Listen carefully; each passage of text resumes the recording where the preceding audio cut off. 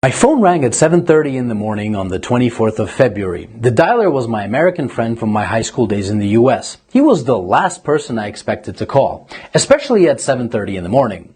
I knew immediately that the war has actually broken out. The beginning of the war did not surprise me. In fact, it's long overdue. What surprised me was the fact that he knew nothing about the suffering that the Russian Ukrainians had endured over the past 8 years. Let me get something straight. NATO promised that they wouldn't move an inch to the east. That was a lie.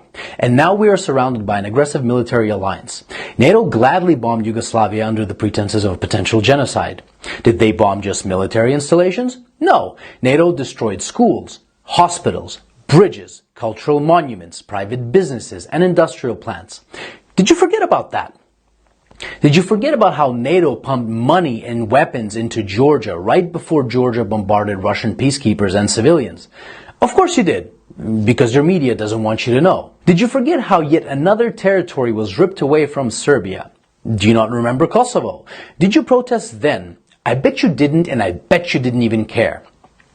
Did you forget the invasion of Libya? If you're in Europe, you can't forget. Thousands of migrants are your daily reminder of what your governments did to that country. Did you protest the illegal invasion of Syria by Turkey and the US? I bet you didn't. Do you care about Saudi Arabia starving Yemen? I bet you don't. Do you care, or did you care, about the illegal invasion of Iraq and Afghanistan under false pretenses? What, they aren't people to you? Why haven't you been vocal against the murder of children and civilians at Iraqi and Afghani weddings by American bombardment? Ah, that's right. They're brown people. They're probably worth less to you. Where were your crocodile tears when Kiev started bombarding Ukrainian Russians in the east simply for doing the exact same thing as the Ukrainians did in the west, was to get rid of a corrupt government? Where were your crocodile tears when Kiev shut off electricity and water to Crimea? Where was your Save the Ukrainian People when 48 civilian anti-Maidan Ukrainian protesters were rounded into a Union trade house and burned alive whilst those who tried to escape the fiery hell were beaten and shot? Do you by any chance know who the Madonna of Gorlovka is? Do you know what the Alley of Angels memorial is? Let me give you a hint. People engraved into that memorial aren't alive and they are not adults.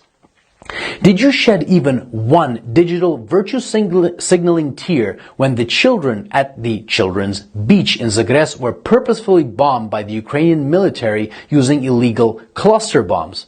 I bet you didn't. But that's okay. How would you? Your mainstream media keeps you in the dark. For 8 years, the US and its allies have been pumping billions of dollars worth of lethal weapons into Ukraine.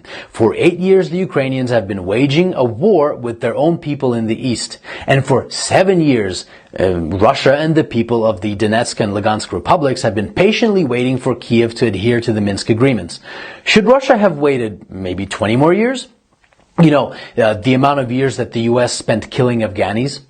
So whilst leaders like Boris Johnson, Joe Biden, Emmanuel Macron, Olaf Scholz, and Ursula von der Leyen have been virtue signaling about the poor Ukrainians, they have been robbing the Ukrainians of their dignity, making their economy run on loans from the IMF, and basically robbing them of their future. And Russia is to blame when we were their primary trading partner? The West pushed Russia into a corner.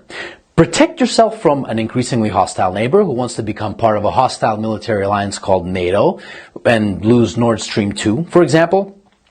Or watch Russian Ukrainians get slaughtered by the thousands. The West wanted to fight this war with Russia until the very last Ukrainian. Remember Kosovo? Well, the Lugansk and Donetsk republics have every right to exist. Russia didn't set the precedent. Your leaders did when they recognized Kosovo. And final food for thought. Why was there no bombardment of innocent civilians in Crimea, even though it's closer to Kiev than Donetsk is? I'll give you a hint. The actual Russian military was there protecting the people. Here's another. The Ukrainian army has been fighting this invisible Russian army for 8 years now in the east, according to your mainstream media. Why then did the Ukrainian army collapse within 24 hours when fighting the actual Russian military? And since it did, what do you think your tax dollars were doing in Ukraine? That's right. Your tax dollars were used by Ukrainians in the West to kill Ukrainians in the East. And you didn't give a flying fuck about it. So if you haven't been following this conflict from day one and now you put the blue and yellow flag on your photo, wipe away your crocodile tears, please, and find out why your governments have been supporting those who have made a Nazi criminal, Stepan Bandera, their national war hero. Don't expect a good result from pushing a bear and a dragon into a corner. And definitely don't be surprised when that bear and that dragon begin pushing back.